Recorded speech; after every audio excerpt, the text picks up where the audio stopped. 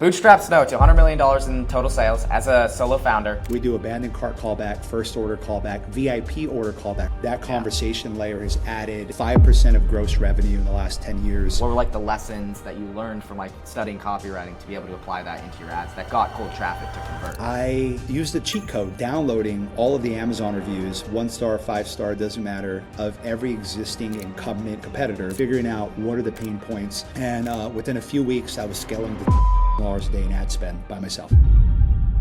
Okay, today we have a man who probably doesn't need an intro, but I'm just going to list through the accolades right here. Okay, so Bootstrap Snow to $100 million in total sales as a solo founder. Over 100 million treatments shipped by Snow, this brand. 2.5 million active customers. First challenger brand to launch in Costco oral care in history. Also selling in Nordstrom, Revolve, Target.com, tons of others. Graduated university in 24 months at the top of the class. Arizona State University and Honors College. Youngest Hall of Fame member for ASU as well. A patented inventor. Bootstrap built and sold a lead gen business for $70 million cash with multiple other exits. TV show finishing season 3 with over 100 million views. Partnerships with Elon Musk and X at goingpublic.com. 100% success rate as a coach for brand builders and entrepreneurs. And I've helped thousands of other entrepreneurs start, scale, and exit their businesses. And some sick new training centers and other stuff coming up. And also, really, really white teeth. Honored to have you, Josh. How are we doing today? Amazing, Max. I appreciate it and appreciate the intro. And we're doing well. We went through a nice little ice storm, so I split time between Arizona and Tennessee. So I'm living out of a hotel that a friend of mine owns, and I'm just very grateful. And this is my 20th year in e-commerce, and I guess 20th year as an entrepreneur. So very grateful, very excited, and very happy to hang out with you and share some knowledge wherever I can. Hell yeah. I'm very inspired by your story. Starting at 13, 14 years old, making your first million at like 17 or so, exiting multiple businesses, and still have that drive in you every single day, just like grinding and just fuck it, we ball mindset. There's a snowstorm, That's hotel, right. And still getting shit done in the lobby. So hell yeah, super excited to talk. Thank you so much for coming on. We're going to talk majority. Yeah, of course. We're going to talk majority about snow whitening here. So for anybody who doesn't know snow, if they don't know, I'm sure they do. But could you just give a quick explanation of what you guys do and kind of like where you're at right now and your role within the company, and we'll take it from there. Absolutely. So I first had the idea for Snow in 2014. So I bought a domain name called trysnow.com, which has now seen over 65 million unique American visitors to the website, and bootstrapped that, as you mentioned, as a solo founder. Nobody wanted to join me to sell toothpaste. So Snow is a modern oral care platform. We're a brand. And so we create products, many that are patented, very innovative. For example, we created the world's first sprinkle powder. You can sprinkle it on your Colgate, your Crest, or your Snow toothpaste. We're a fluoride-free brand. We always have been since day one. We use a mineral called hydroxyapatite. Your teeth are made of 97% hydroxyapatite. So we help remineralize people's teeth. We're famous for working with most of the biggest celebrities in the world to make oral care fun, accessible, and exciting. For the first half of the brand, we've been known as the bougie, Neiman Marcus, kind of Nordstrom-esque brand. Recently, we've been able to upgrade our formulas, upgrade our products, and actually increase the accessibility of those products. We believe everybody should smile fearlessly. So toothpaste, mouthwash, floss, teeth whitening kits is what we started the brand with. So if you haven't heard of Snow, our username is 4 letters, SNOW, on pretty much every platform, Instagram as well. And the first product was an all-in-one at-home whitening system to deliver professional level results with virtually zero sensitivity. So you don't have to go to the dentist to whiten your teeth, or you don't have to deal with sensitivity of other systems. So that's kind of where the brand started. Sold over 1 million of those systems. The price of that system was $149. Bootstrapped the business and kind of just listened to our customers of when is Snow going to come out with this or that. And so we kind of became the Apple of oral care in the essence that our customer base was looking for innovation in other areas, including floss and water flossers and all of that fun stuff.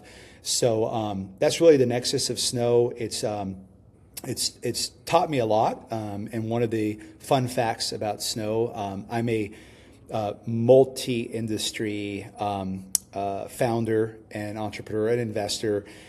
Snow is what I'm most famous for because of the size of scale. We spent $100 million on meta ads. And so that's created a resonance of making it exciting to take care of your smile without compromising on ingredients. We believe that everybody should smile fearlessly. So that's the Snow platform. So when it comes to teeth, that's kind of our stuff.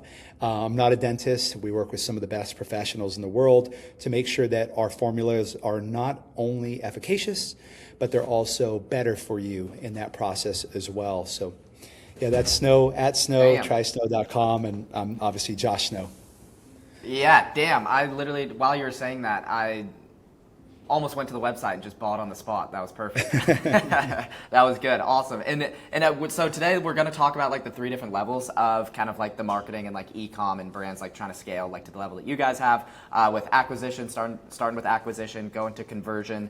So acquisition as far as like ads generating attention, and then conversion like on the website, and then emails and SMS. How do we get these people to actually buy? And then the retention side of things with subscriptions, email, SMS, all that good stuff. So we're going to try to nail all 3 pillars. But one thing that I found was interesting as well was just your background in copywriting and you running all the ads and doing affiliate marketing and writing the copy for that. And so I'm super curious, like as far as like when you guys were starting out, when you're going after these big, you're going after just massive, like the big guys. So I'm super curious, like what was like the messaging like at the beginning from like a copy perspective in the positioning? Like you said, you were going after them and like the messaging has shifted a little bit over time. I'd be curious, like what were some of those like kind of first things that you used? Because there are probably like other people out there who are going after the big guys. So I'm curious, like how did you find that positioning, and what were like the lessons that you learned from like studying copywriting to be able to apply that into your ads that got cold traffic to convert? Yeah, no, it's a great question. I think I was very fortunate. I had a personal trainer who I was helping launch some of his own products when I joined university. And so I was 18 years old, and he said, look, I have a spot at 6 a.m. So I was living in the dorm rooms, taking 22 credits a semester, first in my family to graduate university. And so I'm just like, I'm at school, I'm running my business from my dorm room. But I also wanted to, work out, and had an amazing opportunity with a trainer, Howie Fields, and Howie said, you got to be at the LA Fitness, 6 a.m. One of the many benefits of doing that was there was a couple and a very famous author who worked out at the same time, who also knew Howie, and who became essentially a mentor of mine in many ways, Dr. Robert Cialdini, who wrote the book Influence. And so I got kind of Robert Cialdini? Really? I didn't know that. Yeah. He was at ASU for a while as well. And they were there just crushing it, him and his wife working out. And so I got to ask a few questions and kind of get a little taste of that. And he was working on Persuasion kind of toward the end of that, his second massive book. Really good. I recommend reading both. But Influence is like my favorite book that I refer to like everybody. It's my favorite, just like it's so good. And Persuasion as well is great. But Influence was like one of the first copywriting books that was like one of the best. Yeah, you've got Dr. Eric Whitman with cash advertising. You've got Martin Lindstrom from Biology, B-U-Y-ology. Some of my favorite books, Psycho-Cybernetics in many ways, Dr. Maxwell Maltz. But I got to essentially train alongside, really one of the absolute greatest in influential copywriting, influential psychology, all that fun stuff. And so I was always interested in copywriting, but as I started Snow, I used a cheat code that's easier now than it ever was before, is downloading all of the Amazon reviews, 1-star, 5-star, doesn't matter, of every existing incumbent and competitor. Now there's Trustpilot and there's a lot of other sources to pull data, and there's an AI thing that you can have a latte in 5 minutes and it gives you all the answers, which is awesome. But back then, I was screenshotting, recording, taking notes of every single 1-star and 5-star review. What do they love about my competition, my existing incumbent competition? What would they change? What are the kind of trends of that? And so in the very beginning, it was obvious to me as a sensitive teeth user that sensitivity was a fear that held a lot of people back from whitening their teeth to perhaps the degree that they wanted to whiten them to. There was also existing dental procedures, including Zoom whitening, fantastic product, but you got to go to a dentist. It might cost you a few $100, and you kind of just add it on when you're getting your cavity filled or you're getting a cleaning. You're like, whiten my teeth while I'm here. So this thing that takes up the majority of our face, that is a big part of our identity, was kind of pushed under the rug. And again, serendipitously, I was undergoing jaw surgery, voluntary jaw surgery. I had an underbite, caused a lot of problems. So I became friends really quickly with my oral surgeon, my orthodontist. Here's this 21, 22-year-old pulling up in a Lamborghini on a Wednesday, going to an appointment. Who is this kid? So we became friends. And as I was hypochondriatically kind of prepping for my jaw surgery, I asked, like, what products can I use, and this and that. And I came home one day, and on my dining table were a bunch of products that were recommended to me, but they looked like industrial cleaners. There wasn't like this kind of quote unquote sexiness about the product. There wasn't an excitement about using it. It was like putting, bleach, like actual Clorox bleach bottle in my mouth for various things. And I go, man, a lot of people have teeth. And at that point in my life, I was looking for a challenge that I could stick with for a long time. I got good at building from scratch. I'm a bootstrapper, building, scaling, selling, yada, yada, yada. But I wanted something that I could explain in one sentence. And I realized that if I built it for myself as a sensitive teeth user, could this be something that could take off? And so after examining all the reviews, kind of figuring out what are the pain points, it was clear that I had a lot of those same pain points. I want to whiten my teeth. I want to maintain the brightness of my smile, but I don't want to compromise things like sensitivity. I don't want to compromise things like the ingredient basis, or, do I need more fluoride or do I not? So there was just a huge gap in education, and people bought toothpaste like they bought toilet paper. You need more, get more. And there was really no explanation. Even if you ask someone, why do you use one of the incumbent brands? Well, we just had it growing up. My grandma used it.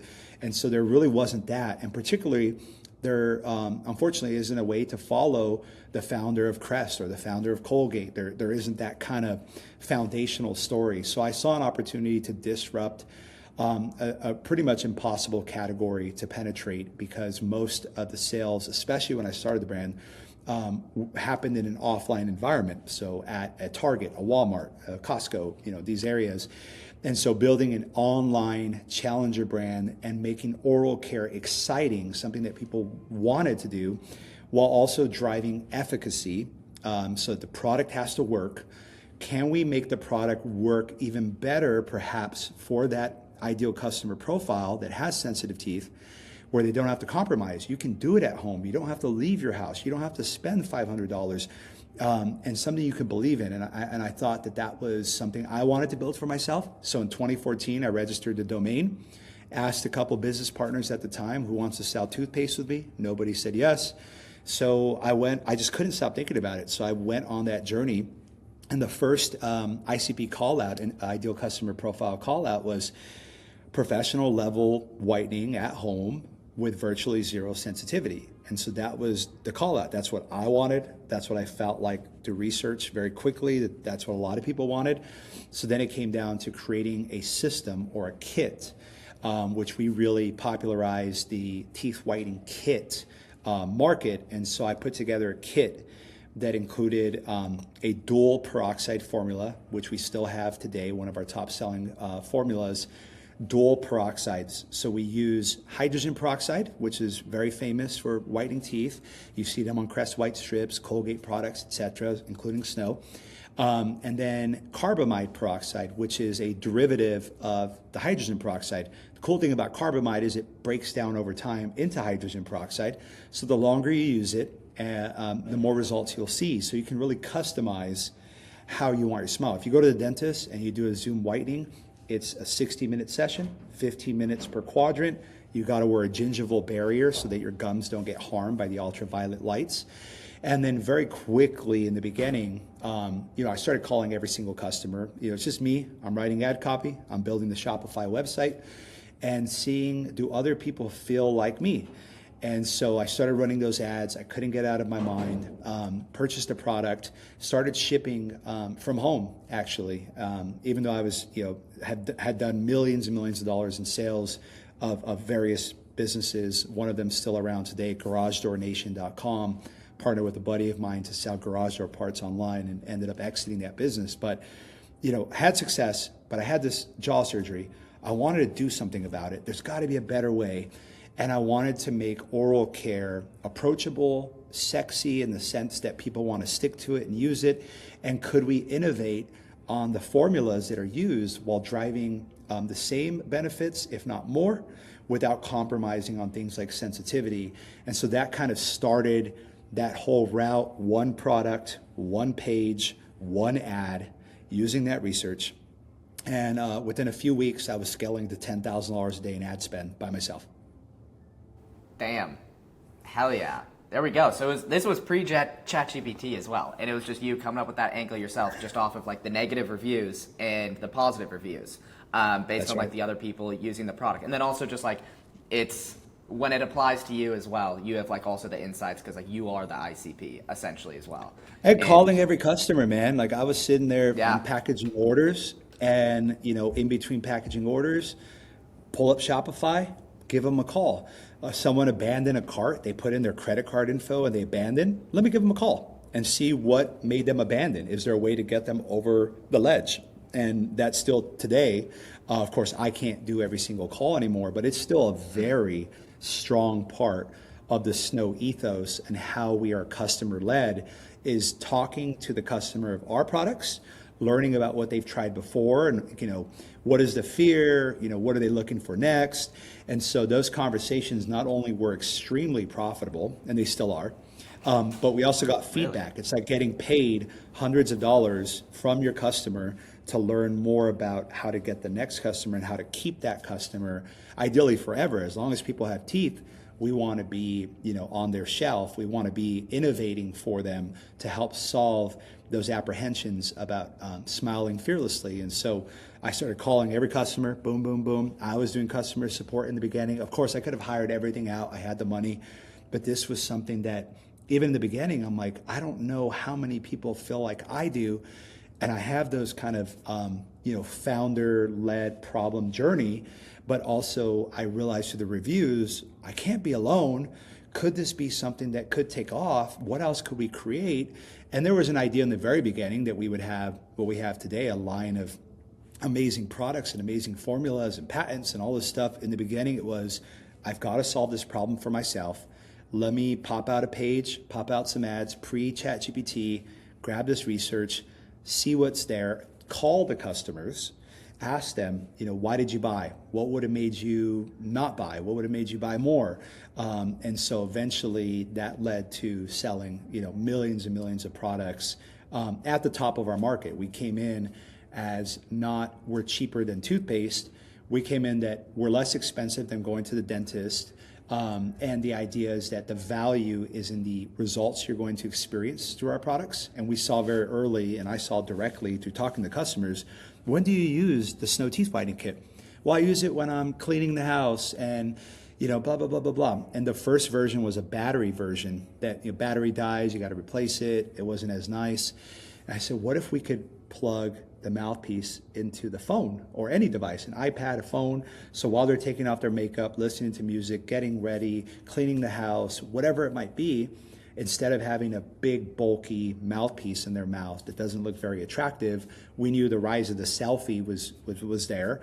What if we could create a very sleek, comfortable, universal mouthpiece that is powered very easily through your iPhone, Android, tablet?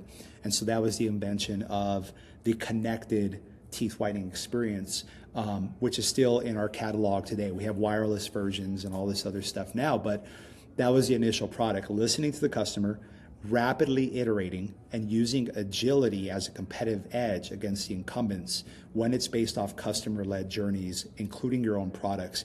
And that's still the ethos of Snow today. Fuck yeah, that fired me up. That fired me up. Right on. So it's like the unscalable, quote unquote unscalable, but it sounds like maybe you guys have found a way to make it scalable and profitable, like these conversations with customers. Because also it's interesting, like you can't chat GPT customer feedback. Like you don't have chat GPT like AI people buying the product and giving you feedback on it. Like there's only like the real people. And a lot of people, like customers, they're not consciously, like when they're looking at your product and maybe they go click on an ad landing page, they view some videos or whatever, they don't consciously like go through this like rational like thought process of this is my objection, then this is my next objection, this is my next objection. So a lot of people have these like thoughts, but they don't consciously distill it into like this is like the problem unless you ask them. And so when you ask them, you're like actually forcing these people to think about it. Oh wait, why didn't I place that purchase? And then I'm sure just like there were a couple things that people said that was just like boom, that person just like perfectly kind of like summarized it. And then like a lot of what they say, just like boom, that's like the next headline and angle that works. And then it obviously like helps a ton with. Dude, I was just listening. I was just literally, I'd call them. Hey, this is Josh from trysnow.com. Saw you placed an order. I'll give you a $10 gift card if I can ask you one question. I won't take much of your time. Do you have any questions before receiving the product? Is it waterproof? Can I shower with it? Just all these kind of questions that come up. That builds your FAQ. And then if you just listen, and especially when it's just me, I'm the founder, right? Solo founder, I'm calling them, I'm packaging their order like live, like on the phone with them. And they'll share with you, man. Like Zappos is one of the most famous examples, right? They spent 20 hours on the phone with someone trying to buy a $40 pair of flip-flops. But you learn from the customer. Amazon's obviously really good at this, Apple, et cetera. But as a solo founder, and I bootstrapped the brand, even though I could have poured a lot of money into it, I wasn't sure in the beginning where it was going to go. But I knew that if we were customer obsessed, we would create something that enough customers would stick to, that, including myself, that it would become something. I didn't know that celebrities would start buying the product and this whole kind of revolution would happen in the brand, but I hoped for it, but I didn't really know. But talking to the customer, listening to them, and they just go on and on about they uncover the subconscious consciously by sharing through storytelling. Storytelling is one of the oldest ways, copywriting, etc. But I just asked a couple questions, and all of a sudden, a 30-minute phone call later, and in the beginning, I think to our benefit, we had a lot of mature customers, 50 plus, who had tried, strips, and they've gone to the dentist, and they've got sensitive teeth, and they've got, crowns and root canals and all these things that they're talking about. There's a story to each one. I was at this restaurant and my tooth started hurting. I had to go to the dentist. And so you get to learn these even deeper than the reviews, essentially. Now with AI, it's probably a little bit easier, but I was looking at competitors' reviews across the board as I started to get reviews for the product, following up with those customers. And today we do first order calls, abandoned cart callbacks. We reach out. It's not just email, SMS. We're on the phone with them. Thanks to recording and AI analysis, we're able to kind of group that and learn from that and train from that as well. But that gave me the first taste of rapid iterative product improvements. Because if someone's telling you that the cord is too short and you're getting that over and over again, you can give them a gift card, you can try to get them back. If you don't fix the core problem of the product, you're going to scale inefficiently. You're going to scale negative reviews instead of positive reviews. And so it was very serendipitous that I was excited to talk to these customers as they came in. I think that's one of the fallacies of e-commerce and just in general running businesses online. It's a ROAS, it's an order number, it's this. That's a real human. And in fact, they're an investor. And so when I say I bootstrap, I wouldn't have been able to bootstrap without our initial investors. The first 1 million customers are our investors. They've invested in the product. They've helped us. They believe in it. And if they come back, they're recurring investors in the business. And so I treated my first customers as the angel investors of the business, with a lot of feedback from the user consumer psychology perspective that I could learn from them. Like, how are you using the product? Well, I'm vacuuming and I pop it in. Any questions? Should I use it for 30 minutes or 15 minutes? Well, what have you tried so far? So you're just learning. FAQ gets built out. An advertorial gets built out from that story alone. You take the testimonial, you extrapolate that becomes ad hooks, angles. So when someone's willing to pay you and give you all the answers, you got to listen. And I think that's where it's easy to, even through scale, blitz scaling to $100 million, you can easily lose that touch. But that touch is the competitive edge. Otherwise, just go and create a great product, put it into stores, don't talk to any of the customers, like do it the old way. If you're gonna do it in the modern way, including today, you can't be afraid to get on the phone and talk to your customers. And so that's been the founder's ethos. It starts from the top, and those conversations have resulted in hundreds of millions of dollars in total sales because we're able to immediately, someone tells me something, I'm calling the manufacturer, we need to fix this, send me a sample. Process is off, team huddle, 30 minutes immediately, we need to fix this. When someone comes in with this problem, boom, boom, boom, boom, boom, and you scale the unscalable and you scale the unsexy. And that's what makes a sexy, smooth, simple, profitable, scalable business, I think. Hell yeah, that's great. That made me think of the David Ogilvy quote, and probably you need to adapt it a little bit to the modern era, but it's like, his quote was, "The customer's not a moron, she's your wife." And I love that because it makes you think that like the customer's like a literal person. Like I think of like my mom, like when I'm writing copy and whatnot, it's like, it's easy to, like when you're in like Meta and you're in Klaviyo, it's like these are just like numbers, but like it's that's a whole ass human behind this, like making this decision. Like that could literally be my mom sitting next to me on the couch, like going through these thought processes, and that just brings it out of them. I think that's great. And that brings up like, that was like the first thing that came into my head. And then also just you like getting all the frequently asked questions and whatnot, and then being able to use that in your marketing as well. Like I'm looking at one of your abandoned cart emails. It's literally just like a long message from Josh from Snow, and it's you just answering like 5 or 6 of the top questions. Just like boom, this question. Hey, it's Josh here, the founder of Snow.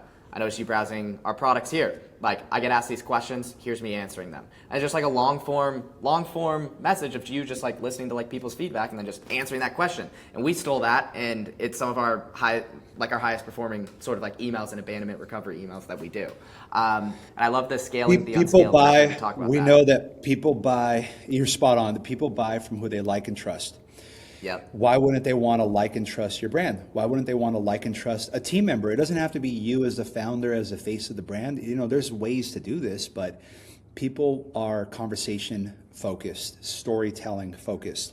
They want the humanization of e-commerce, essentially. And that was the first stage of digitally native brands, DNVBs, D2C. Yeah. And that's where Snow started. And we saw that as an advantage, and we continue to see that as our core advantage, is listening to the customers. Amazon knows this. You don't want to talk to somebody if you need a return, click, click, click, print the label. The trust over time, consistency and trust, and you can make mistakes, that you can modify those. We've oversold product before. We've communicated that to customers.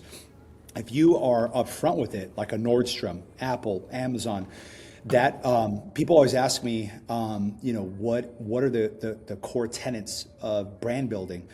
Brand building, a brand is trust exemplified, it's trust multiplied, and sometimes it's transparency and the trust magnified.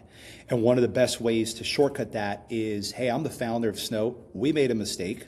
Here's what happened. Here's what we're going to do.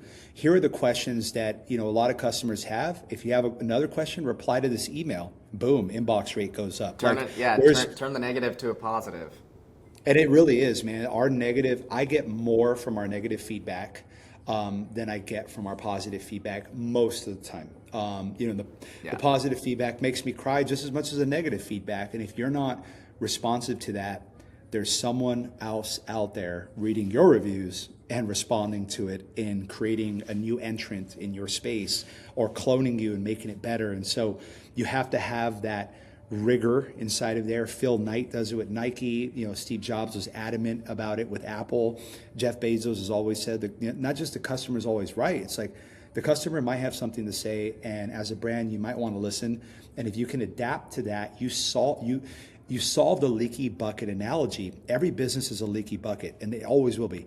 But if you can solve some of those things, that allows you on the acquisition front to really speak to the core of that ideal customer profile, because you don't need to be everything to everyone day one. We were like, hey, if you got sensitive teeth, you've tried a bunch of other stuff, give this a shot. We'll do a risk reversal, which is money back guarantee, not a problem. We obviously can't resell the product because it goes in your mouth.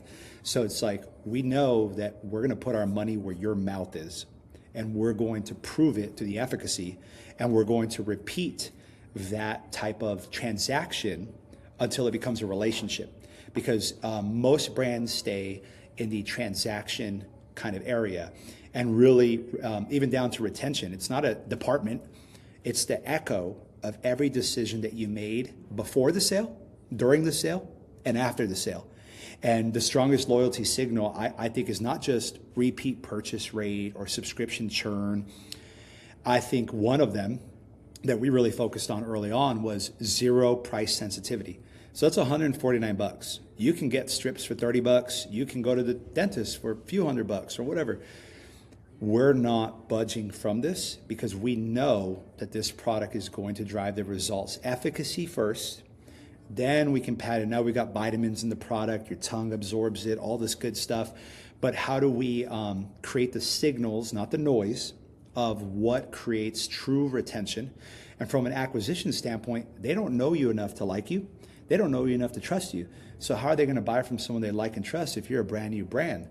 Well, that's where your research before the sale comes in handy. And that's where a simple phone call, just talking to the customers, as many as you can get on the phone. It's harder now than ever to get on the phone with customers. But when you do, sometimes it's a 3-hour conversation. And we're documenting that because we want to learn from our customers. And we know that in our supply chain, in our marketing, in all of that, the agility and the response time is a competitive edge. And if you continually improve, the next customer won't have that issue. They'll actually have an even more positive response. And so we've built that loyalty over time, where in some of our cohorts there's an 88% retention rate, repurchase rate as well. So we know that when we listen to the customer, we communicate transparently, we make changes in our product, our marketing, our FAQs, even the packaging. So I was so granular that I had this idea one time to create, and they were really nice packages, but we did like velvet texture boxes. Problem with that is if you got nails or something, it's hard to open. So you're like banging on it. People were like hitting a hammer to open it. And in the very beginning, the box just said Snow Teeth Whitening Kit. Like it was just, if you know, you know. If you don't, you don't. That's okay. We're here to help you. So that was kind of the signal. But we realized very quickly, hey, the product works great, but like I use an actual like hammer to break open this box. And it's very nice. I actually wanted to keep it. And that was one of the signals early on, even from a packaging perspective. What are the only packagings that you keep? Apple. So if you buy a AirPods Max, or whatever, AirPods Pro, Yeah. AirPods, MacBook, especially iMac, you keep that freaking box. You move apartment to apartment with it. Why are you keeping that box? Louis Vuitton box, like a bag.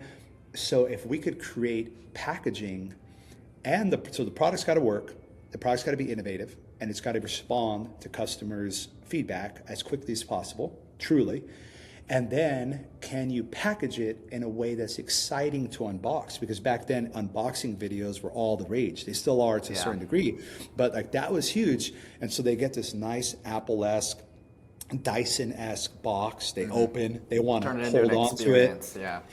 And the trigger that told me we were doing it right was when people were reselling the packaging on places. Still do. Poshmark, eBay. They're reselling the Snow box on itself for $10, $20, but that's like reselling a Louis Vuitton bag or an Apple box, etc. And we said, okay, that's good. But the velvet box, too hard to open. So we had to immediately iterate upon that and give an opportunity for the customers that maybe had a bad experience, because not every negative experience that a customer has will be vocalized in a review or a phone call. Sometimes they just don't come back. And that is the silent leak that sometimes kills businesses. So how do we pontificate and extrapolate one person's experience to assume that perhaps others are having that? And that's empathy. So you got to have the empathy, not just sympathy. I'm sorry that happened. Here's a gift card. the empathy in your development process to change things so that moving forward, our box is smooth and easy to open. We'd like to send you one so you can see, thank you for your feedback. We've changed that. And that, it's like a sorry is empty without change. And so an apology is empty without change. And with changing, you can actually turn a negative customer into an absolute promoter at the top level. And actually nowadays, an affiliate that generates $100,000 a month in sales for you from a negative experience. So it's only gone better, faster, stronger, easier to do this process. But I think that it's easy to forget that because the ROAS is down. We're running out of inventory. All these things that are very important. But the most important thing is your investor, which if you're bootstrapping is your customer.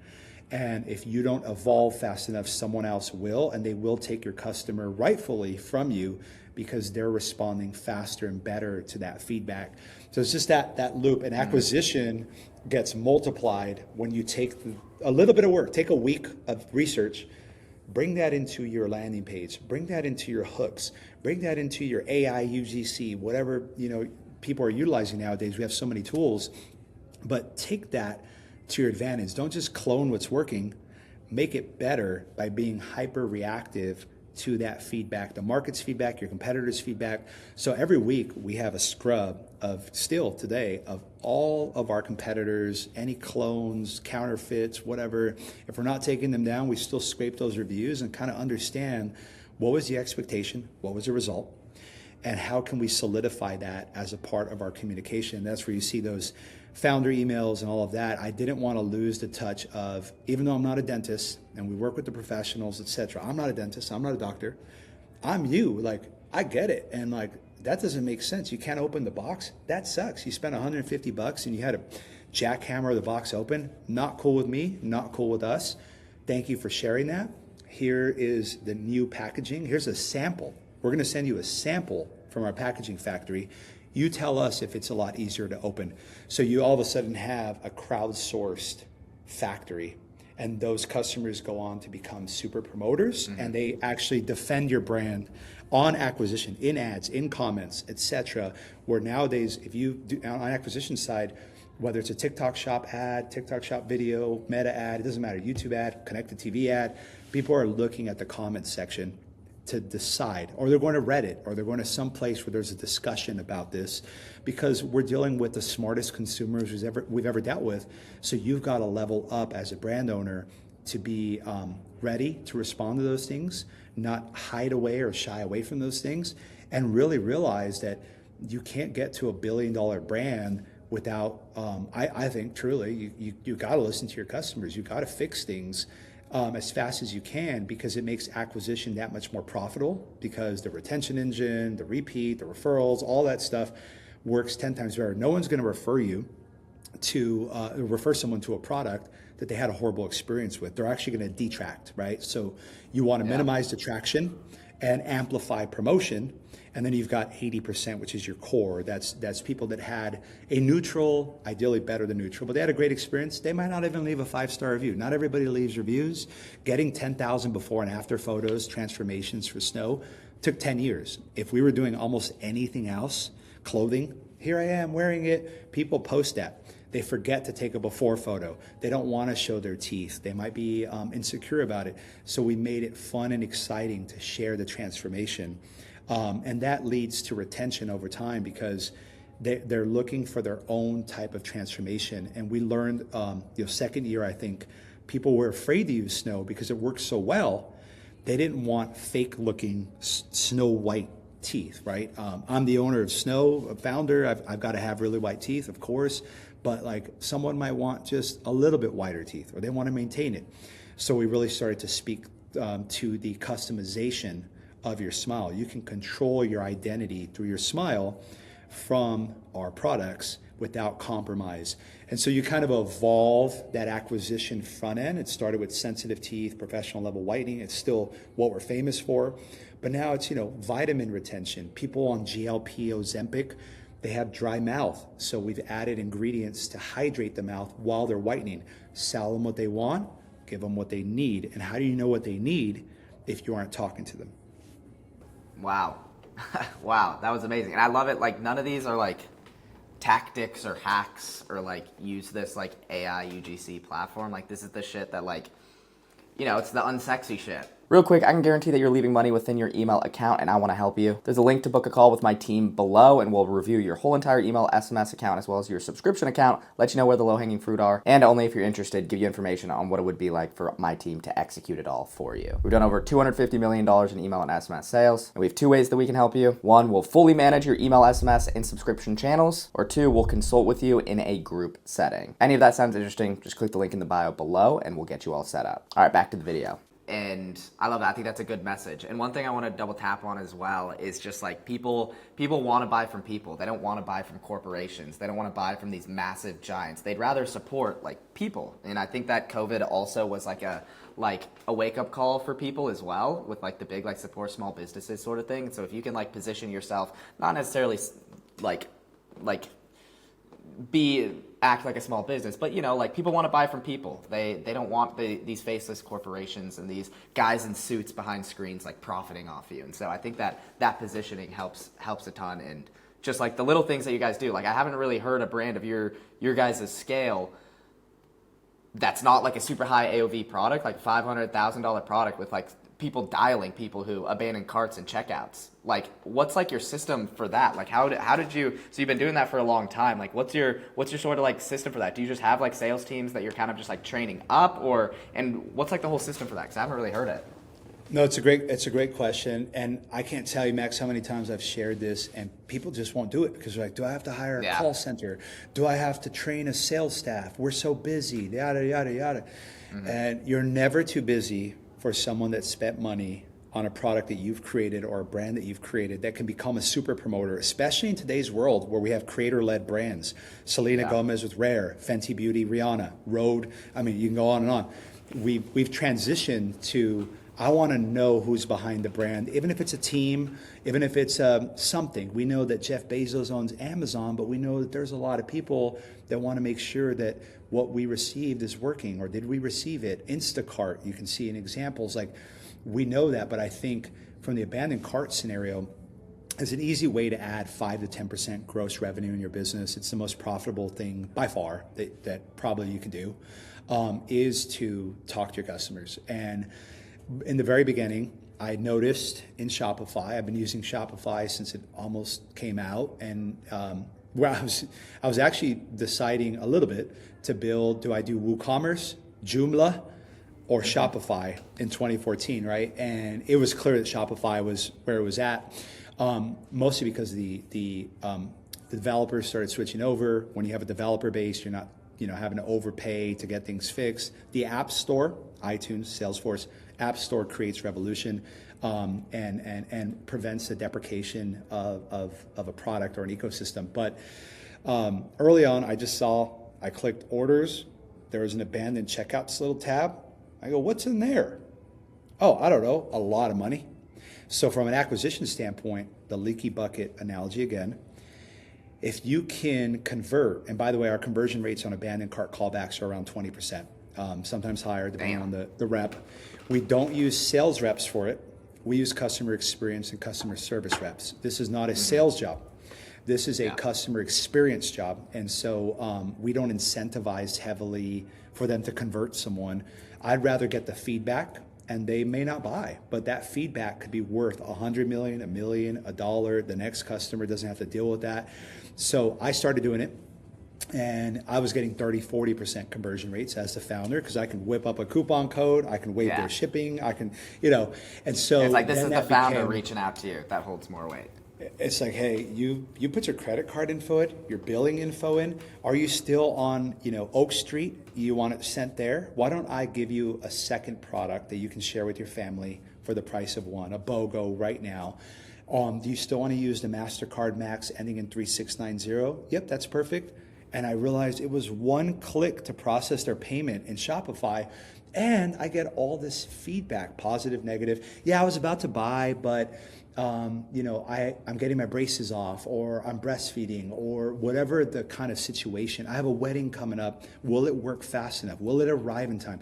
The most simple, for the most part, still today, questions that arise inside of there, but you can't expect someone to memorize your FAQs or like go to the FAQs or let's talk about it. And so, 30 to 40% conversion rate. I realized that as I was hiring for customer experience, customer support, what if I could have a couple of the more experienced reps go in there and get this feedback, take notes, because we didn't have recorders and all this stuff. It's like take the notes, pop it into a Google Doc or anything, right? We didn't even have Slack back then.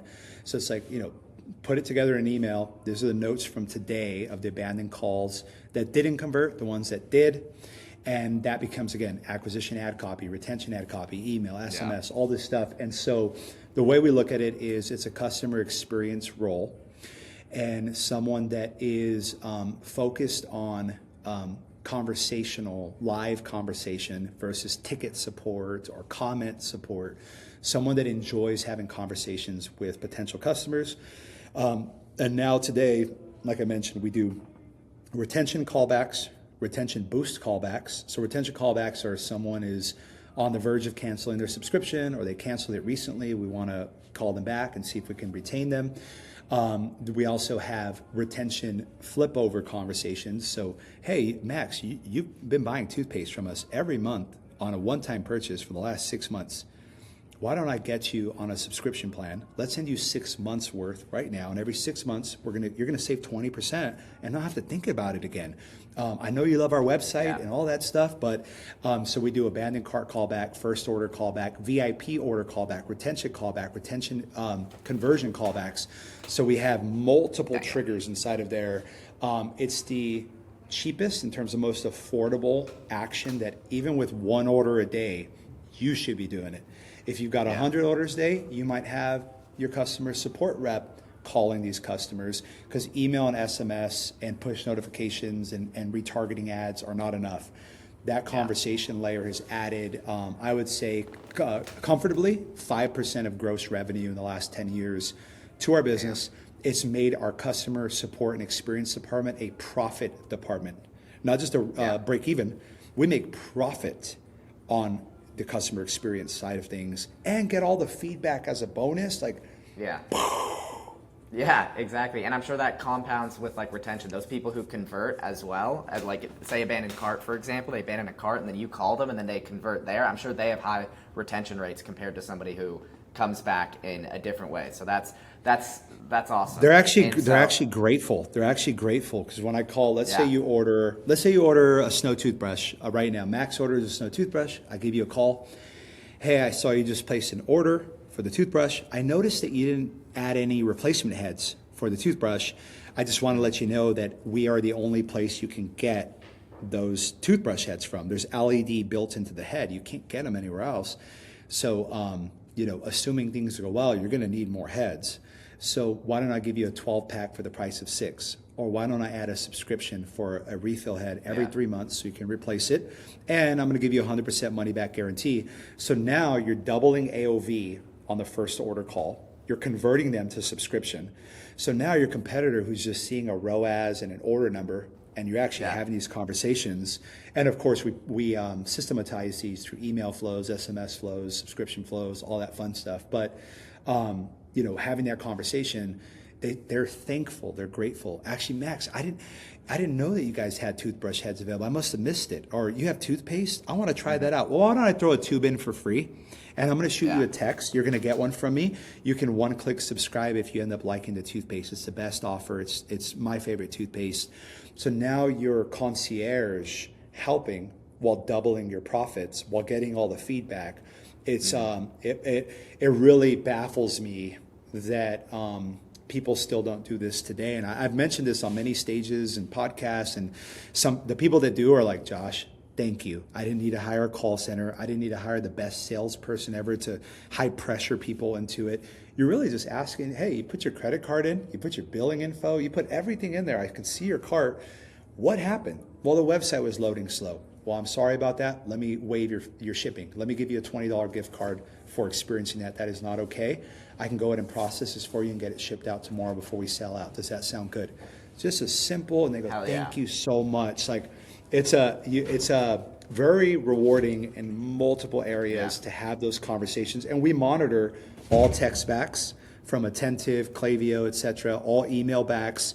All of that is a part of that discovery process on a weekly basis, and there's radical transparency in my company so that if they're not going to get in trouble for saying this customer did this or I made a mistake, creating an environment that is customer led and customer obsessed makes it okay. Actually, not just okay.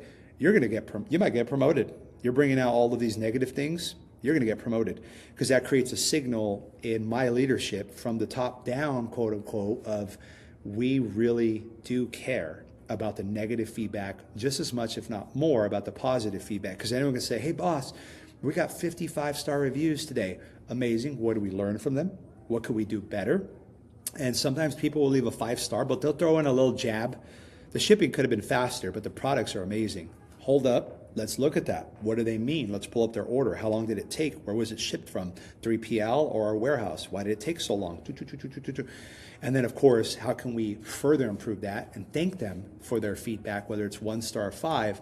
You do that across millions of customers, you built a cult-like following where you don't necessarily need to give away your company to raise money to grow it. You can build it from a cult-like following, and you can always expand to offer more. Now you can get a snow product for as little as $9. Before it was $149 or don't sit with us type of filling, which is not what we didn't like that either, but we knew we had to start somewhere. And then we knew eventually everybody has teeth. Everybody deserves to have vitamins and hydroxyapatite, all these formulas in their day-to-day routine. So we wanted to expand the addressable market, the total addressable market. But what is your addressable market today? Because you can't be everything to everyone. You learn that through the process of discovery coming from the customer's responses while also monitoring the market. We monitor competitors and things like that. But it's really like once you're in business and your brand is growing, it becomes that acquisition to retention to promoter to referrals. We have one of our top affiliates generating $80,000 in 1 month in commissions promoting the product. 100 million views later that we didn't pay up front for. So, we fired every creative agency, resource, studio. We used to spend $1 million to $2 million a year creating UGC and ads to talk through, especially in acquisition, to talk through those pain points to bring them in the funnel, essentially. But now we get to crowdsource that, and we get to turn our customer into a TikTok Shop affiliate, a referral partner, someone that is a subscriber, someone that's talking good about us, really turning those people into it. Because you want to be, as John Paul DeJoria, founder of Paul Mitchell Hair Care and Patron Tequila, he says, you don't want to be in the order business, you want to be in the reorder business. Whatever that looks like. You want to be in the reorder business, the repeat business. Because as we know, it costs infinitely more to acquire a new customer than it is to retain one. But retention starts at acquisition, not after acquisition. Yeah. Love that. Retention starts at acquisition. That's great. And that was all amazing. I do want to touch on real quick as well is I just want to get your take on just email and SMS as a part of your funnel, where it fits in, how it fits in, because I look at your guys' funnel, and for example, when you go to the website, there's a big 20% off pop-up. Is engaging. You ask a question from the customer first to engage with them first, then you get email, SMS. You're giving them an extra 20% off, and then your welcome sequence. You're sending an email and an SMS every day. And just drilling people with education on our product and how we're different. These are these long form emails, just drilling people with before and afters, and giving all this education, sending emails every single day to these people. Kind of I'd love to get your take on email and SMS, on the acquisition side, and then eventually on the retention side. How do you view email and SMS, where it fits in to this whole customer experience and getting them to convert and then stay?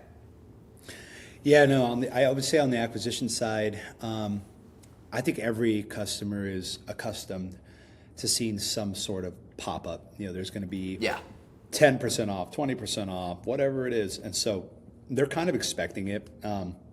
Even if you're the bougie top brand, we don't discount at all. We're Apple. They're still, join the community, join the movement. And so they're used to that. And so what we do is we segment first-time customers versus returning customers. There's their journeys. And so we look at a first-time customer might need a little bit more information, a little bit more trust and credibility to become a customer and become hopefully a subscriber or a repeat customer. The repeat customer wants to see, what I'm looking for, is it in stock? Does it happen to be on sale?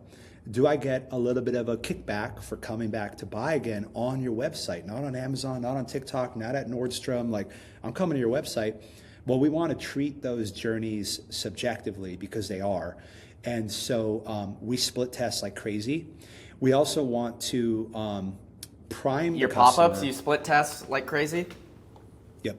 So Amazing. image. I love that. I offer, really wish that more button, brands did that. Button It's size. so important. Button Yeah. color. Everything, man. So we're looking at it constantly of someone coming fresh. If it's the new year, well, they might want to know what's the New Year sale. New year, new me, new smile. Like, you got to be relevant. So we look at relevancy, very, very important to the subjective journey, whether they're first time or returning. We also use that on an acquisition front to get them to, of course, go and open our email, subscribe, double opt into our SMS list. So we've got you there. You might not purchase in the next 24 hours, but now we can at least have a conversation with you. And based on the question, the way you answer the question, what are you looking for? What are you afraid of? I have sensitive teeth, or price is a really big thing for me, or whatever it might be. And so quizzes / the one question on the pop-up gives us a little bit of segmentation. If someone is indicating that sensitivity is there, they just cannot imagine chewing on ice ever again. Well, that's going to dictate the story that we're sharing with them about certain products. Now that we have a product line, we're going to show them sensitive products. We're going to talk about where does sensitivity come from.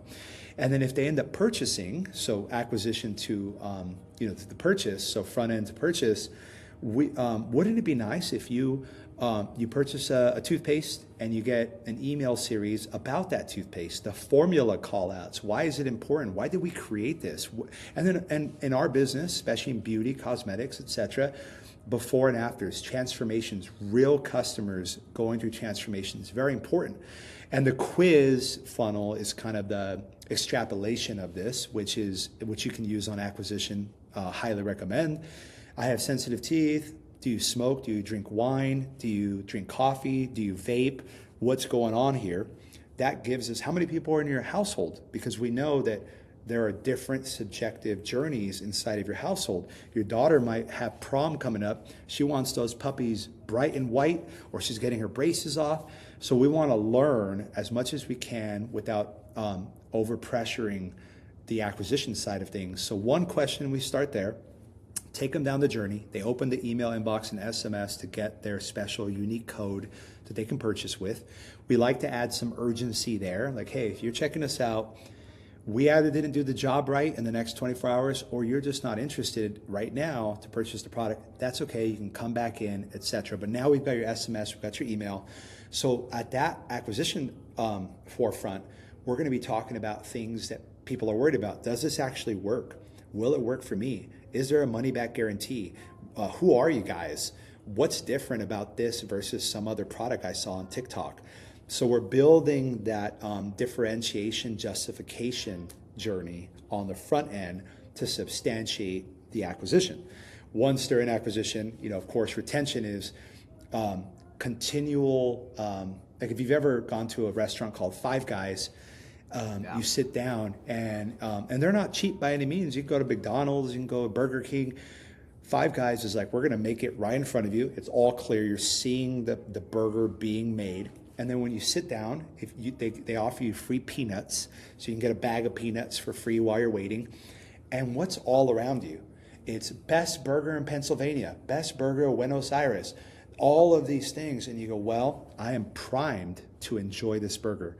And if I happen to not enjoy it, there might be something wrong with my purchase or with me, not the business, because look at all of this credentialization around me. They offered me free peanuts. I saw my burger be made. And that's why they were one of the fastest growing franchises in history. I think that kind of connection to the customer, but also reiterating Why should you subscribe? Why should you stay subscribed? And that's where you start to prime milestones on the retention side. But acquisition is about, I don't know you enough to like you. I don't know you enough to trust you. I'm interested in this. Learn more about me a little bit, perhaps, so you can craft the journey. Do you have a wedding coming up? Yes, I do, actually. How'd you know that? Well, you click the button. We know that. So we're going to be talking about testimonials. Out of our tens of thousands of reviews, we're going to pull testimonials that talk about wedding. I had a wedding coming up on Monday. I ordered on Friday. It arrived on Saturday, and my teeth were shining bright for that photo on Monday.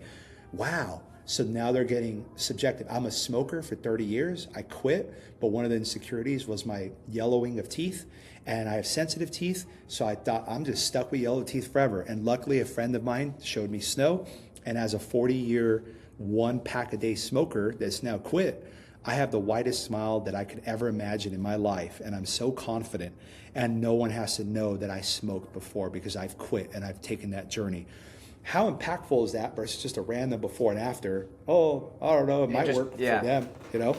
And like general testimonials that are like, I tried the product and it worked great. But like the story behind it, like is if you can have a super long customer story and like transformation, I've seen those testimonials work well. And then it works 10 times better if it's actually a targeted testimonial towards that person's actual experience based on what they said. So like if somebody says, I got like a wedding or a big event coming up, you want to hit them with customer story testimonials about, I had prom coming up and then I used this and it was absolutely amazing. And going like that deep, like with the messaging.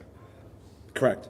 Segmentation and subjectivity, knowing that not every customer journey is the same. Like, yeah, everybody wants to lose some weight. Okay, but what are you losing weight for? So those are event-driven customer journeys. So they might become a Snow customer because they have a reunion coming up. They want to look as young, your youthfulness in the smile. They want to be confident. Maybe they're a remote worker during COVID, and now they're on Zoom, and now it's just here up. So the smile is like half of your identity. And so maybe you're interviewing, you're in between jobs. Maybe you're recently divorced and you're going on your first date. What can we give you some dating tips as well as showing you a before and after? I was married for 30 years. My husband, Sally, passed away. I stayed single for many years after, and my kids pushed me to get back in the dating pool. And without Snow, I wouldn't have found the love of my life. Here's a picture of my engagement day and my Snow smile. Damn. Whoa, if I'm in that journey and I see that, and then another, and then a dude, and then a girl, and I see that and I go, wow, there's a community that understands me. This is a product for me, because the two questions that people mostly ask, does it work, period, right? So authority, credibility, clinical studies, all those things are very important. And then, will it work for me? So like, I get it. The gym works for you, but will it work for me? Because I don't like going to the gym. And well, what if you didn't have to go to the gym? What if you could wake up and hop on a treadmill and lose weight? And now you see a testimonial, real testimonial that we grabbed from our archive that is specific to that user's journey. Conversion rates are so high that it should be illegal. But that's what brands should be doing. If you're an online brand, you can't do that if your product's in Walmart. You're not having that conversation. You don't even know who bought it. That's their data. When you've got Shopify, when you've got data, you've got to use it as your competitive advantage. And I think on acquisition, retention, across the board, acquisition is high. Like, we don't want to jump in front of them too much. Here's a gift card to try something out if you decide to purchase. By the way, what are you looking for? What do they do on a car sales lot, right? The car sales lot. Yeah. You come in, they say, Max, what are you looking to spend per month? I'd like to stay right around where I'm at with my trade-in. I'm around $400 a month or $600 a month. And then they might ask, is there an event, so to speak, coming up? Well, my wife is pregnant. We're having our first child. Okay, so would it be right to say that you're looking for something safe, but something that doesn't look like a mom van so that you can drive the kids around as well? What about this SUV? Oh, I can't afford that. Well, let's go on a test drive. What if I told you I can get you around the same what you're paying for your Honda Civic for this nice SUV? And if you like it, if we're able to make that happen, I don't want you to think about that. Think about, is this a solution that you really want? And if I can make that happen for you, will you be happy? Yes. Let me grab the keys. Let's go on a test drive. So there's that kind of acquisition, right? Someone walks on the lot. It's a visitor. The pop-up is the guy that pops up. What is the question he asks? So this has been studied for thousands of years. It's just a virtual, and actually it's easier than ever, better than ever, more segmented than ever. And I think segmentation over time as you grow your business is where infinite profits lie. And the segmentation, you can really get specific. Why are you trying to lose are you looking to lose 5 pounds, 50 pounds, 100 pounds, 1 pound? Are you looking to do it through diet and exercise, or just, whatever, right? Like, you got to figure out what is that person. And that's how you scale the unscalable, using systems, because retention tools amplify whatever truth that already exists in the product. And we need those, the data points, stats, we need to drive that. And an agency's job is to optimize those retention systems, but founders and the team have to optimize retention reality. And retention reality is the product could be better, dude. And like, how do we make this product better? And how do we segment to have the one-to-one conversation at scale? How do we call the abandoned carts and really hear them out? Why didn't they purchase? That is scaling the unscalable. That becomes a part of trust and consistency, which equals brand over time. You know that Louis Vuitton or Apple, that product's going to work. They're going to stand by it. You can do a Genius Bar appointment.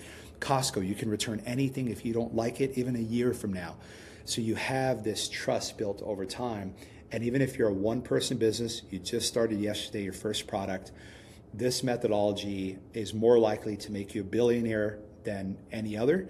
Because if you're in a big enough addressable market and you're building products that are innovative and work, and you're listening to your customers, then it becomes who can stay in business the longest to become lucky if you use those systems. And I think that's 10 years plus in the business, in a cutthroat, very competitive, almost all odds stacked against us, being able to create something that has created legacy in the D2C space, in the oral care space, and most importantly to us and our customers, that they know if they buy a Snow product, it's going to work.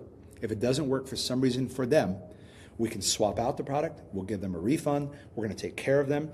So that innovation pipeline keeps the retaining customers interested in trying something else. I tried the toothpaste, I don't like it, but I love that powder. They have a new powder. I love the powder, I'll try it again. Oh, they've innovated on the toothpaste. Maybe I'll give it another shot again. It's a freebie in the cart. So when you shop on Try Snow, you'll see our cart in action through acquisition as well. You're gonna get free gifts.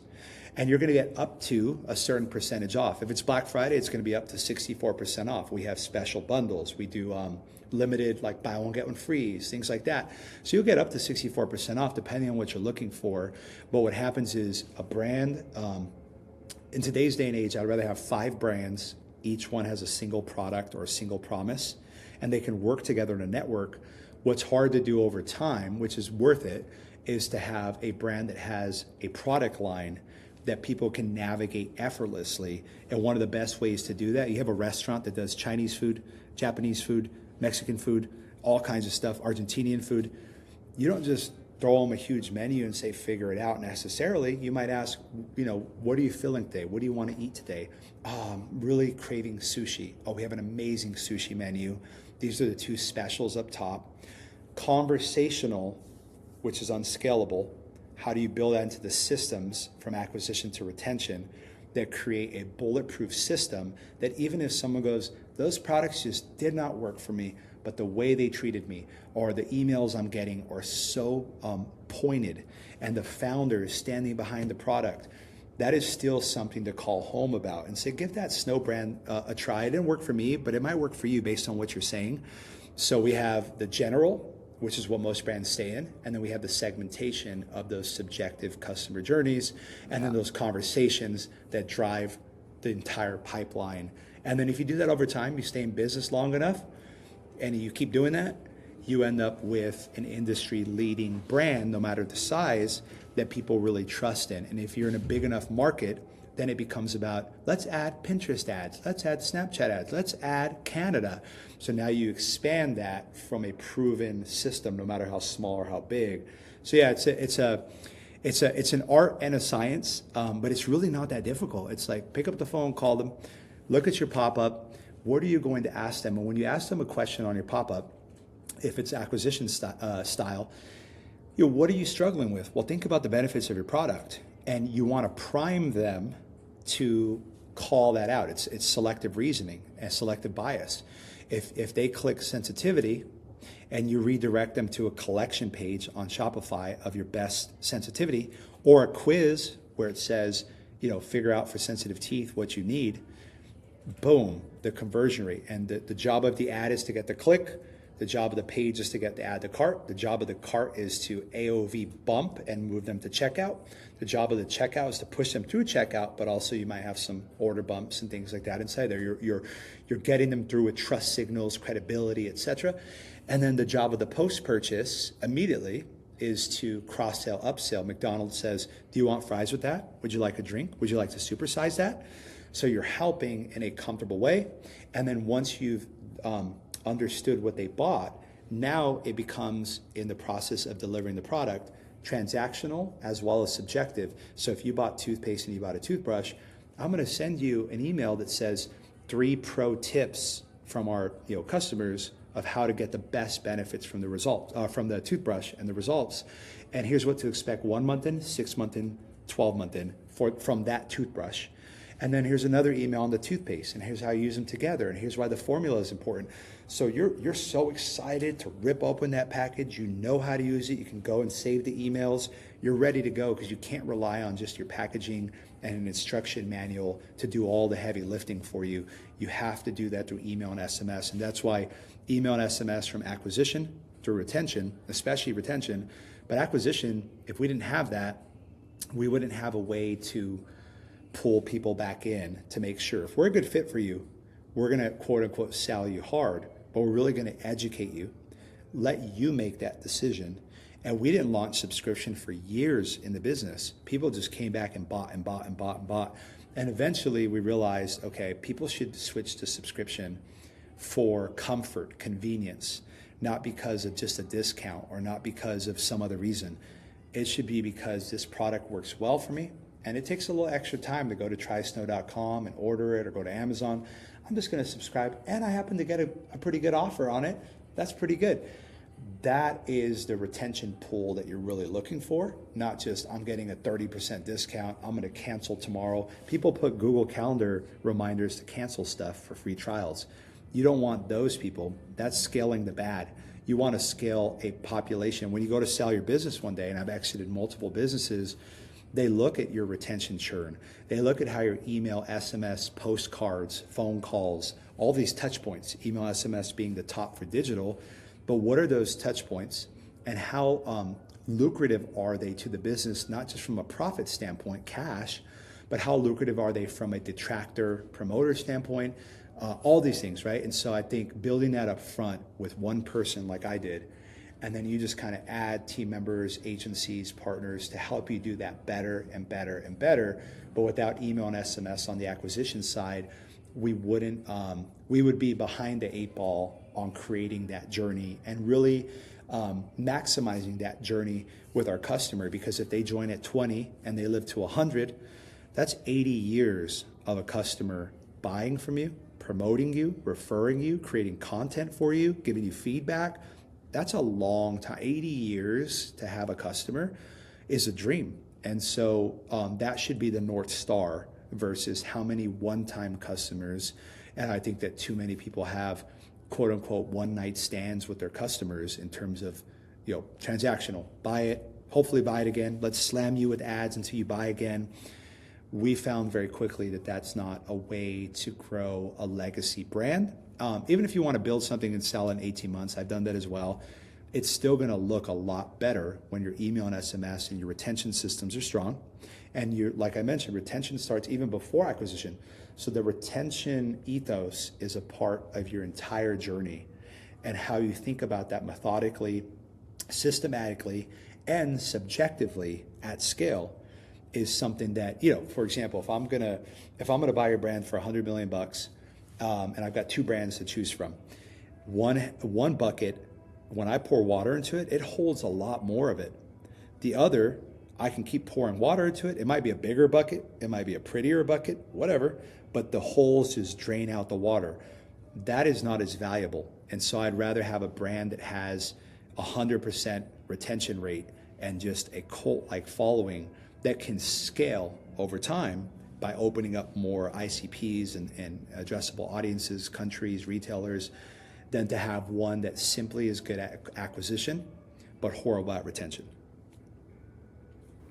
Damn. Yeah, you have really like blown my mind with like replicating as much as you can digitally of like what an in-person customer buying experience is. You know, you got like, it's like your guys' like ads and then like TikTok shop. It's just like, feels like an in-person experience because you have so much UGC and it feels like a friend is actually like referring. So if I'm like an in-person person, it feels like, you know, UGC ads are like, it's like a friend referring me the product because these are also people, you said like these are people who use the product. And so at first like, awareness of the brand, it feels like a friend is referring it to me. And it's like, okay, I check out the website or whatever. And then I have the pop-up, which is going to ask me a question and then segment and customize the experience like it's a car salesman in person directing me towards the product that makes the most sense for me. And the same sort of thing with like your segmentation on like your welcome flow and the SMS. Again, it's like an in-person experience of a customized sort of like feel.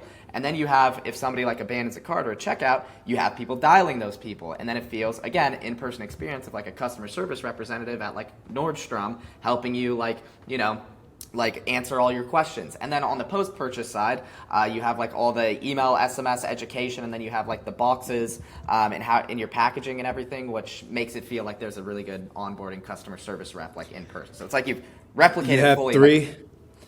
You're right. And it takes time, you know, but it's easier now than ever because AI and tools and stuff. But, you know, we built it mostly manually and we're glad we did that. Now we can scale the unscalable that we scaled manually automatically, right? So like it's worth it no matter what. But there are three frameworks inside, I believe, in a brand. You have the attention engine, which you spoke to.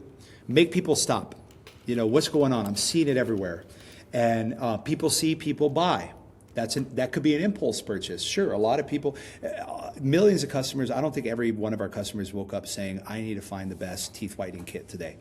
They woke up saying, I've got 3 Zoom calls, I've got an interview, and I've got a date in the evening, or I've got something coming up.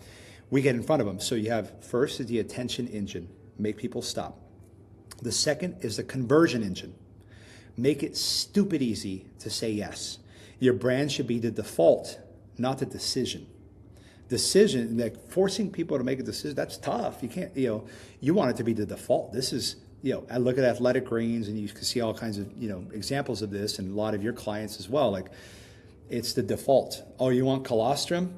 Armra. Or maybe you're going cowboy colostrum, or you're going here, or you're going here. You want beef organ supplements and you're a female, you might go Primal Queen. So like it's the default. You want to, that's really the North Stars. You want to be the default. You want a phone, or you want AirPods, you're going Apple, right? And so attention engine, conversion engine. Conversion engine is make it stupid easy to say yes. And then the third one, which ultimately is like, they're all important. If you can't get attention, you're out of there. If you can't convert, you're out of there. And the third one is the compounding engine. That's a snowball effect. And so that's the repeat purchase, subscription, without having to beg people to subscribe. They want to subscribe out of convenience and comfort because they know it works and you're going to save them time. And sure, give them 10, 20% off subscribing, not a problem. Or give them a welcome kit, whatever that kind of offer is, absolutely. But attention, conversion, compounding. And compounding is the scale factor, ultimately. Yeah. But a lot of people are good at attention, getting people to impulse buy. Some people are also good at conversion, getting the attention, getting them to convert. When you add the third layer, which is the compounding engine, which is the retention ecosystem and architecture, that is where you scale the unscalable to the furthest degree. And that's where you see brands selling for $1 billion, $2 billion, $3 billion. They've got great job of getting attention. They're great at converting. They've got those conversational, unscalable, scalable systems. And then the compounding, where the repeat purchase rate is extreme. The reviews are amazing. The subscription is strong without having to beg people or force them to stay. So attention, conversion, compounding, those three together is is kind of the formula that we follow for any brand we start, any brand we invest in, any brand that I coach, any entrepreneur we're looking at. What does your attention look like today, including the pop-up? Make people stop. How do we convert them, including the pop-up, half and half? And then the cart and things like that, right? And then the compounding becomes the back end system that again, I would take, like I said, at number 3, if someone's got the compounding engine just dialed, they've got a great product, great all this stuff, patents, whatever, it doesn't matter, but they've got a compounding engine that's strong. we can fix conversion and we can generally fix attention. Compounding takes work. It takes working with someone like yourself. It takes coaching with someone like myself to get those three to work together seamlessly so that the customer doesn't even recognize what's going on consciously. It's a subconscious default. So decision is conscious, default is subconscious. You know when you're cold, you turn up the heat, or you put on a sweater, or you grab a blanket. That's default, that's primal. So how do we make the conscious subconscious? You work together through those three systems. Beautiful. Wow. Yeah, I mean, that's very, very, very well put. Amazing. Well, I've learned so much, and this has been amazing. So you mentioned like coaching as well. Do you work with, and you were on like a call earlier as well. What's that like? Yeah. I love it, man. To be honest, Max, I've been coaching for pretty much my entire journey. 15 years. I was doing seminars and workshops at Arizona State University freshman year, like the first week, actually summer school. So I think that for me, I get the dopamine release. I make 99.98% of my money building, exiting, scaling, et cetera, my own brands. In fact, I've never taken $1 of distribution from Snow. I built, scaled, and exited multiple businesses, one of them for $70 million to our public competitor. So for me, I burned all the boats with Snow, and I said, we are going and we're going to build something, and we might be completely wrong, but as long as customers keep investing in the product and we listen to them, we will build something worth talking about. And I shared that on social media. And what I found is that anytime I take a break from coaching, which I have many times, because I'm running my own brands, my own businesses, my own investments, but every time I do, there's a missing piece in my life. And I think that you hear this thing about people who can't do, teach. Sure, whatever. But people who can do, should teach. And I strongly believe that.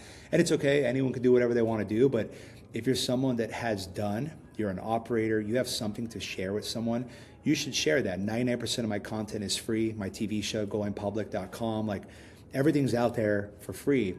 But I coach everyone from, I sold my real estate business, I'm going into a hair care business, or I've done affiliate marketing. I own affiliatemarketing.com. That's where I made my first million. Like whether it's lead gen, e-commerce, brand building, brand scaling, acceleration, I love it. I'm the youngest in my family, so I never had a little brother or a little sister. And I had to learn a lot of things on my own, even with amazing mentors. I'm grateful for that, but I get a little bit of a dopamine rush when I can help someone that was in my position accelerate wherever they want to go. It's like getting a revenge on my younger self, or avenging, so to speak, of like, remember when you didn't have that answer? You have it now. Give it to them. And like that coaching format. So I do weekly streaming in more of a group format, which I really enjoy. And then, like-minded people, all this fun stuff. And then I do one-on-one high-performance kind of coaching as well. And then we're going to be bringing back events, which we've done for 3.5 years straight before, sold out the room. Just like-minded people looking to scale whatever type of business they're running, looking to start a new business, maybe looking to exit a business for generational wealth or an extra couple million if they spend 6 months coaching with me. So I coach everyone from agency founders, e-commerce founders, brand builders internationally, all across the board. And so earlier today, I was coaching with an international student who's creating a phenomenal brand, and they followed me and Snow for 10 years. And it's just really cool to kind of close that circle. And I think for me, obviously I've got to justify my time. So it's got to be worth it for me instead of hanging out with my friends and family. But it's probably the most fulfilling thing outside of, I love building teams and building brands and speaking on stages, podcasts, but being able to experience transformation alongside another entrepreneur or team, it's very addicting. So I'll probably do it at this point for the rest of my life. So, Nice. We're always looking for scaling entrepreneurs or, people that are serious about accelerating their path. I get so much joy out of helping them do that. And amazing. Hell yeah. I can't wait for the events. And those start back up right on. And I'll link it below. Where can people go if they're interested in your coaching? Best place is probably my Instagram, right? Anywhere you find me on social. So DM. Josh Snow. Yeah, DM, like, hey, I'm interested in coaching or, whatever it is. I want to learn more, whatever. kind of message inside of there. I've got a phenomenal team that helps me keep up with the thousands of DMs. We'll kind of qualify you in the sense of, what are you building? What are you looking to do? And then we'll find, is it a good fit or not? And then if you're not ready for that, you can just Google Josh Snow, go on YouTube. You can watch hundreds of podcasts. Like I said, most of my information is free, but I love working on a one-to-one or a group format to help customize the acceleration at any point for an entrepreneur. So just shoot me a DM, Josh Snow, you'll find me. Send me a message, and I'd be more than happy to help you out. The team will be more than happy to help you out, even if you're not a fit at the moment for one-to-one or group.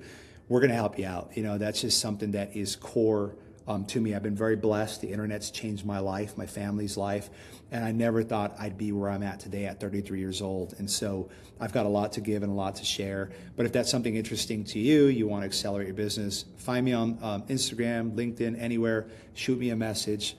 Follow up if you need to. I got a lot of DMs, but we would love to figure out a way to help you out.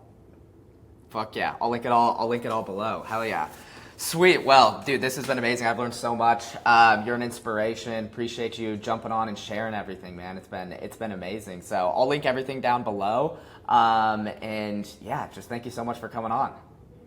Thanks, Max. I appreciate it. Keep doing what you're doing, and excited to continue to grow our friendship and relationship. So amazing, yeah. amazing. I'll link everything thank you for down having below. me on. Of course. Thank you. Alrighty, guys. Thank you for watching. Adios.